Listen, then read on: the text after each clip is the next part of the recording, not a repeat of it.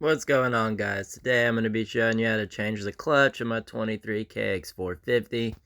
First step's getting this rear brake pedal moved up out of the way. Gonna go ahead and get the oil drain because it is time for an oil change on this bike anyways. Next, we're moving to removing the clutch cover. Go ahead and get all these undone. I like to leave them in their homes because the top three are different lengths. So make sure you pay attention to that. You don't want to run too long of a bolt and a short bolt hole. Next, we're going to be removing the spring plate. I like to go around and loosen all these kind of evenly. Keep the tension coming off somewhat in an orderly fashion.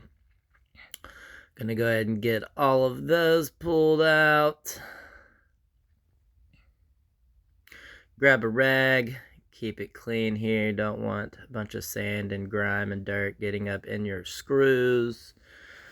First coming off is a spring plate. Next is your operating clutch plate.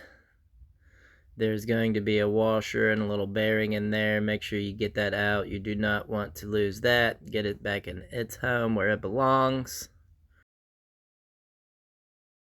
Look at those burnt up plates. Alright, go ahead and start pulling those plates out. I like to use two little small flathead screwdrivers. It is quite a pain to get in there.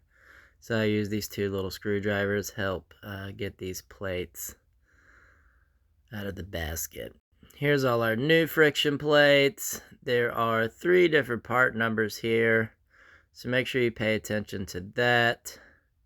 Got our other clutch plates here, still in their bags. So now we're going to throw the clutch in. Start with your very rear plate. Always going to start with a friction plate, end with a friction plate. Make sure you check your part numbers. Like I said, there are 3 different friction plate part numbers.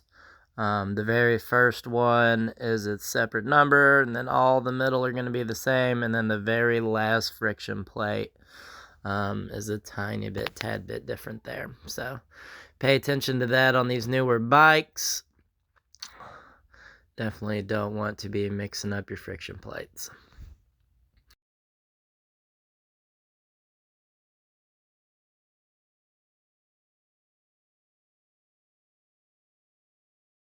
Nice shiny gold friction plates going in here. This thing is going to operate so much better for me. Get all these on there. I think we got one more to go here. And then we are going to put back on our operating plate, put back on our spring. And that next plate there is your screw stopper, bolt stopper. Get all these screws started back in there. Make sure everything's spinning nice and freely. And go around and tighten all these up, kind of in a star pattern. That way everything sits back in just the way it should. Definitely don't recommend tightening them up right off the rip. I like to go around and get them all snugged down, as you see here. And then once they're all snugged up, we will go around and put a final torque on them there. Final torque coming around nice and easy. No, I don't use a torque wrench. I've changed hundreds of clutches and I just have a feel for it. Be mad if you want. Double checking because I'm not using a torque wrench, going around making sure they all feel the same.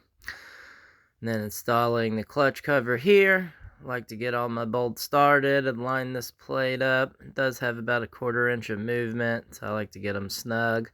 Adjust the plate like you see there. Cover. And go around and snug the rest of these back down. Not going to see me run a torque wrench on these. I think it is 9 inch-pounds, I believe.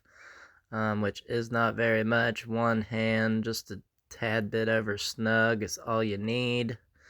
If you're not experienced in doing this, I definitely recommend breaking out a torque wrench and doing that.